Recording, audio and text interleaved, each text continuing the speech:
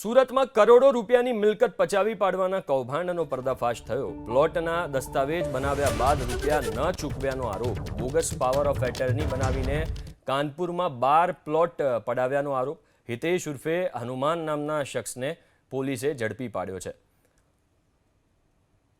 તો કરોડો રૂપિયાની મિલકત પચાવી પાડવાના આખા કૌભાંડનો ખુલાસો થયો છે। સુરતમાં પ્લોટના દસ્તાવેજ બનાવ્યા બાદ રૂપિયા ન ચૂકવ્યાનો આરોપ અને હિતેશ ઉર્ફે હનુમાન નામના વ્યક્તિને પોલીસે ઝડપી પાડ્યો છે। પ્લોટના દસ્તાવેજ બનાવ્યા બાદ રૂપિયા ન ચૂકવ્યાનો આરોપ। બોગસ પાવર ઓફ એટર્ની બનાવીને કાનપુરમાં 12 પ્લોટ પડાવ્યાનો આરોપ। હિતેશ ઉર્ફે હનુમાન નામના શખ્સને પોલીસે ઝડપી પાડ્યો છે।